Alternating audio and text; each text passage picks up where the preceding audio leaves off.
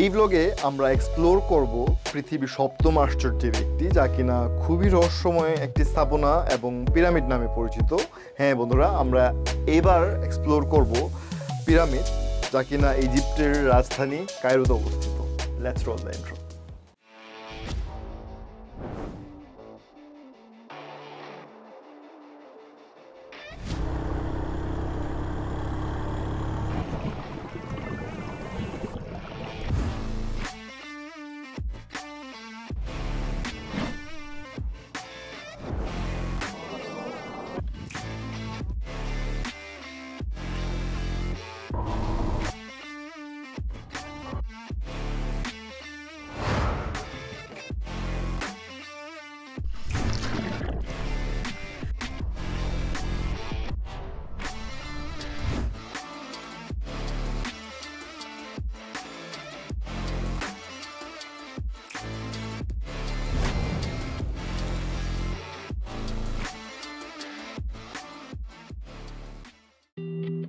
Mars প্রশাসনের বন্ধুরা, কেমন আছেন সবাই?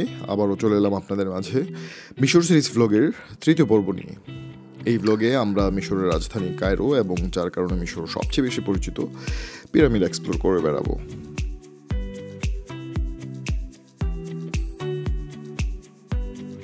আমাদেরকে সকাল 3টার দিকে হোটেল থেকে পিক করা হয়েছে।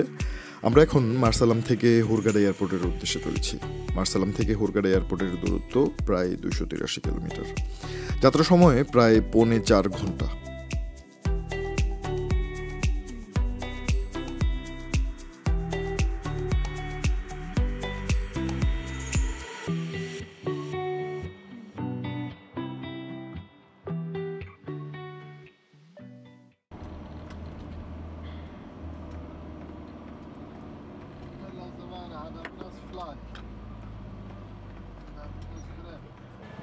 এসে পৌঁছে গেলাম হুরগাডা এয়ারপোর্টে।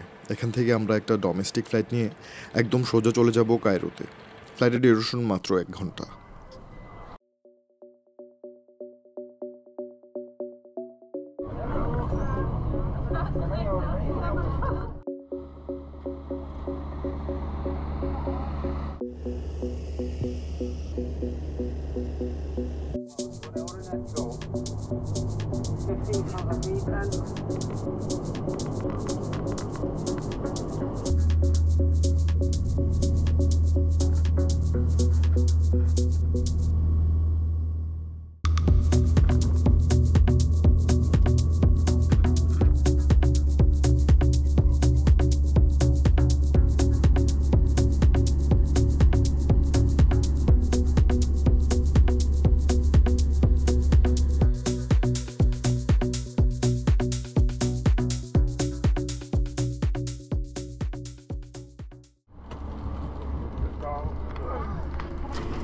Hi.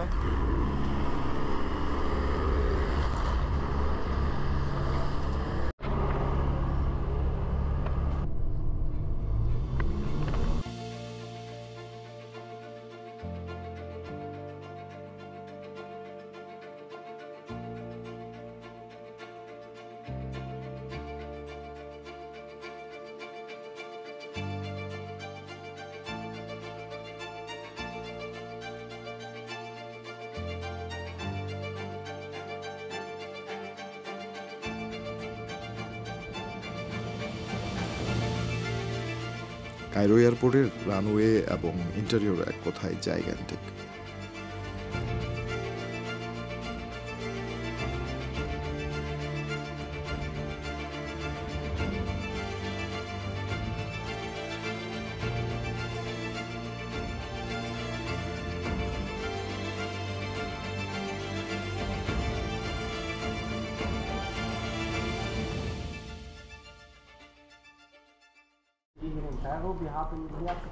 আমাদের ট্যুরিস্ট গ্রুপটাকে কায়রো এয়ারপোর্টে একত্রিত করা হয়েছে। অনেকে ভিন্ন ভিন্ন শহর বা ভিন্ন হোটেল থেকে এসে এখানে একত্রিত হলেও এখান থেকে শুরু করে আবার হুরগাডা এয়ারপোর্টে ফিরে আসা পর্যন্ত এই গ্রুপের সবাই একসাথে থাকবো এবং সবকিছু গ্রুপ ওয়াইজ এক্সপ্লোর করে বেড়াবো।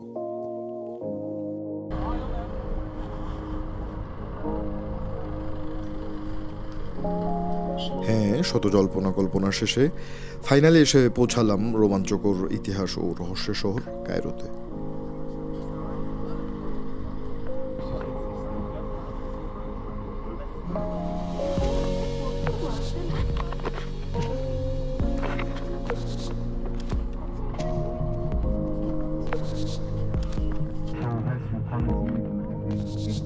meine Kapitän.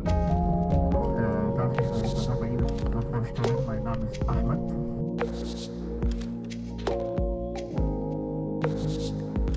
আমাদের প্রথম গন্তব্য হচ্ছে মিশরের সবচেয়ে বড় museum, the Egyptian museum in Cairo. আর যাত্রাপথে আপনাদেরকে মিশরের ভূগোল ও ইতিহাস সম্পর্কে একটা সংক্ষিপ্ত ধারণা দেব। ইসলাম সহ অন্যান্য ধর্মগুলোতেও মিশরের একটা ব্যাপক ভূমিকা রয়েছে। খুবই অবাক করা বিষয় হচ্ছে আসলে আমি এটা আগে জানতাম না। আমি ভাবতাম মানে মিশর হচ্ছে মানে অ্যারাবিক দেশগুলোর মধ্যে একটা, কিন্তু আসলে মিশর বেসিক্যালি আফ্রিকা কন্টিনেন্টের একটা দেশ। সো আমার মতো যারা প্রথম জানলেন, সো কংগ্রেচুলেশনস। মিশরের আয়তন 10,01,450 বর্গ কিলোমিটার। সেই সঙ্গে প্রায় 10 কোটি জনসংখ্যার দেশ মিশর উত্তর আফ্রিকা, মধ্যপ্রাচ্য এবং আরব বিশ্বের সবচেয়ে জনবহুল রাষ্ট্র। মিশরের মুদ্রার নাম হচ্ছে Egyptian pound. Currently exchange rate হচ্ছে পার পাউন্ড বাংলা টাকায় 2 টাকা 40 পয়সা। আমি যখন গিয়েছিলাম 2021-এ তখন রেট ছিল পার পাউন্ড বাংলা টাকায় প্রায় 10 টাকা। মিশরের কিন্তু অনেক প্রাচীন সংস্কৃতি ও ভাষা রয়েছে, কিন্তু 641 সালে আরব মুসলিমরা মিশরে আসলে মিশরের মানুষ দলে দলে ইসলাম গ্রহণ করে। তখন থেকেই মিশরের মুসলিম ও আরব বিশ্বের একটি অংশ হয়ে ওঠে। পৃথিবীতে এক্সিস্ট করা কিছু প্রাচীন সভ্যতার মধ্যে মিশরের সভ্যতা অন্যতম, মানে ফেরাউনদের যে প্রথা ছিল আর কি তখনের দিন।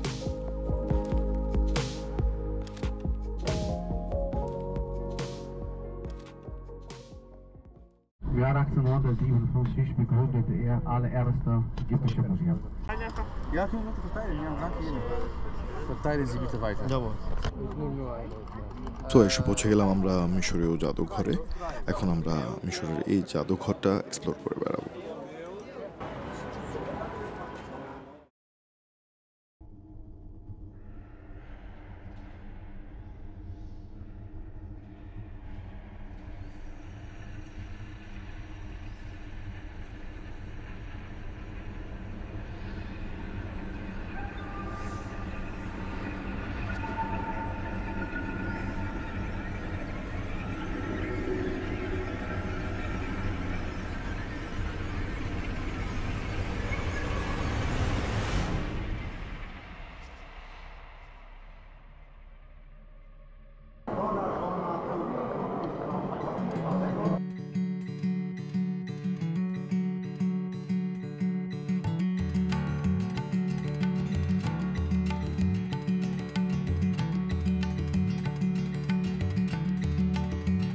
মিশরীয় পুরাকীর্তি জাদুঘর, যা সাধারণভাবে মিশরীয় জাদুঘর বা কায়রো জাদুঘর নামে পরিচিত। এতে রয়েছে প্রায় 1,20,000 সংখ্যক সামগ্রী, যার উল্লেখযোগ্য অংশ প্রদর্শিত হয় এবং বাকি অংশ অবস্থিত সংরক্ষণাগারে। এর মধ্যে উল্লেখযোগ্য 11 কেজি খাঁটি স্বর্ণ নির্মিত ফেরাউন তুতানখামুনের মুখোশটি।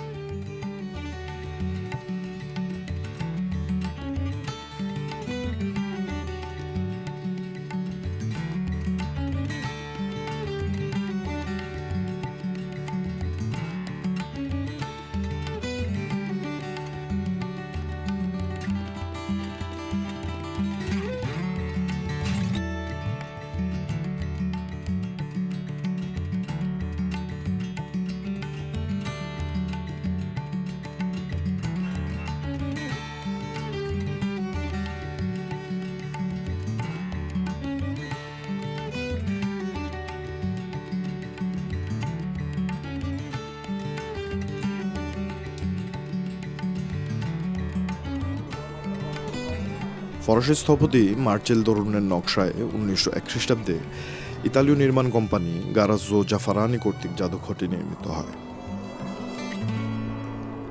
জাদুঘরটির আয়তন এক কথায় ব্যাপক, মানে প্রথম তলা এবং দ্বিতীয় তলা বিশিষ্ট জাদুঘর, এবং দেখার মতো এত কিছু আছে এবং এত ইনফরমেশন দেওয়া আছে, আসলে 2-3 ঘন্টায় আসলে পুরো জাদুঘরটা এক্সপ্লোর করা সম্ভব না। আপনারা যদি ইন্টারেস্টেড হন তাহলে আপনারা আশা করি যে বেশি সময় নিয়ে যাবেন, এবং যদি আপনারা টু বি অনেস্ট শুধু জাদুঘরটাই দেখতে চান স্পেসিফিকলি, তাহলে আপনার একদিন সময় শুধু জাদুঘরেই লাগবে।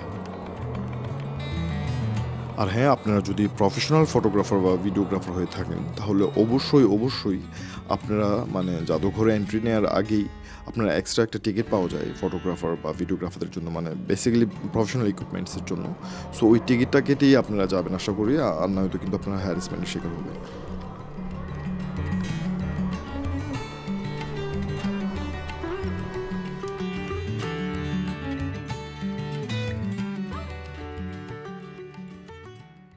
In Kläranlagen, Duschkläranlagen und Wasseraufbereitungsanlagen.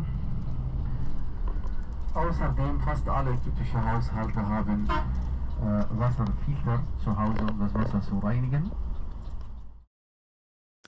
So প্রায় 3 ঘন্টার মধ্যে আমরা আসলে মিউজিয়াম এক্সপ্লোর করে ফেললাম এবং এখন যাচ্ছি আমরা রেস্টুরেন্টের লাঞ্চটা নিয়ে। তারপর ওইখান থেকে আমাদের যে মেইন যে গন্তব্য আছে পিরামিডের উদ্দেশ্যে আমরা রওনা দেব।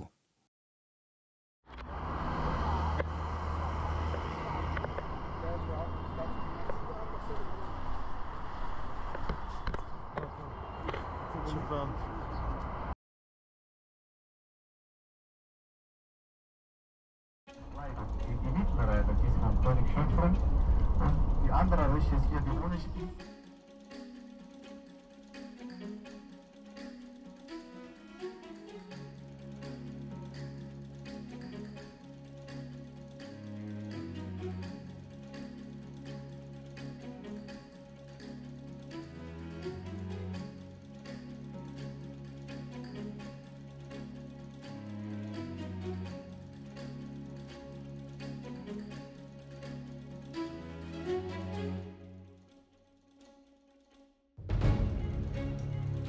ফাইনালি এসে পৌঁছালাম আমরা আমাদের গন্তব্যে। পিরামিড সম্পর্কে এত বেশি কিছু বলার প্রয়োজন হবে না আশা করি, তবে যেগুলো বেসিক একদম জানা দরকার সেটা হচ্ছে 2008 সাল পর্যন্ত মিশরে 138টি পিরামিড আবিষ্কৃত হয়েছে। এগুলোর অধিকাংশ নির্মিত হয় প্রাচীন ও মধ্যকালীন ফেরাউনদের রাজত্বকালে, তাদের ও তাদের স্ত্রীদের সমাধি সৌধ হিসাবে আর কি। মিশরের পিরামিডগুলোর মধ্যে সর্বাপেক্ষা বিখ্যাত পিরামিডগুলো দেখা যায় কায়রো শহরের উপকণ্ঠে গিজায়। গিজায় বেশ কয়েকটি স্থাপনাকে বিশ্বের অন্যতম বৃহদাকার স্থাপনা বলে মনে করা হয়। গিজায় অবস্থিত কুফুর পিরামিড মিশরীয় পিরামিডগুলোর মধ্যে বৃহত্তম। প্রাচীন বিশ্বের 7টি আশ্চর্য বস্তুর মধ্যে পরিগণিত স্থাপনাগুলোর মধ্যে এইটি একমাত্র অদ্যাবধি বিদ্যমান। আর পিরামিডের যে রহস্য, আসলে এই ব্যাপারে বলে তো আর শেষ করা যাবে না। পৃথিবীর সবচেয়ে বড় কিছু মিস্ট্রির মধ্যে পিরামিড একটা মিস্ট্রি, এটা আমরা সবাই জানি। আপনি যদি গুগলও করেন তাহলে পৃথিবীর সবচেয়ে বড় মিস্ট্রিগুলোর মধ্যে একটা হচ্ছে এই পিরামিডের মিস্ট্রি। মানে তখনকার দিনে তারা এত বড় একটা স্থাপনা কিভাবে কোনো ধরনের ইকুইপমেন্ট ছাড়া এইরকম নির্ভুলভাবে করেছিল, এটা একটা অনেক বড় মিস্ট্রি। অনেকের ধারণা এলিয়েনরা করেছে বা এক একজন এক রকম কথা বলবে, কিন্তু প্রকৃত তথ্যটা আসলে আজ পর্যন্ত উদ্ধার করা সম্ভব হয়নি।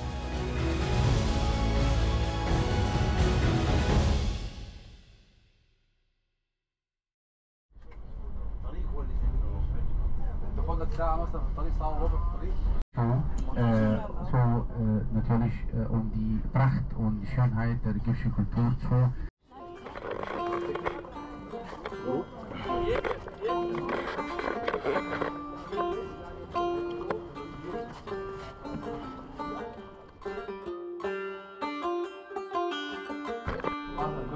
বন্ধুরা, আপনারা যদি এইরকম একটা ডে ট্যুরের জন্য ইন্টারেস্টেড থাকেন তাহলে হয়তো আমার ইনফরমেশনগুলো আপনাদের কাজে লাগতে পারে। আমি এই ডে ট্যুরটা এফটিআই নামক একটা প্রতিষ্ঠান থেকে বুক করেছিলাম। এই ডে ট্যুরে ইনক্লুডেড ছিল একটা ডোমেস্টিক ফ্লাইট দিয়ে রাউন্ড ট্রিপ হুরগাডা থেকে কায়রো, কায়রো থেকে হুরগাডা, আমাদের ট্যুরিস্ট বাস, ট্যুরিস্ট গাইড, মানে টোটালি তারা সম্পূর্ণ দায়িত্ব নিয়ে সব কিছু করেছে। লাঞ্চ এবং ডিনার ইনক্লুড ছিল। পার পার্সন খরচ পড়েছে আমাদের 250 ইউরো, যা কিনা এখনের দিনে প্রায় 30 থেকে 35 হাজার টাকা মোস্ট প্রবাবলি।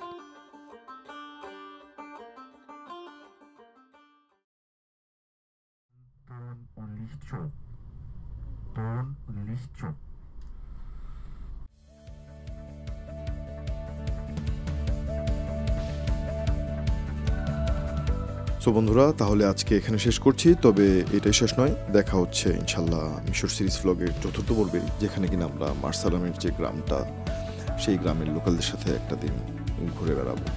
সো ততদিন পর্যন্ত ভালো থাকবেন, আল্লাহ হাফিজ।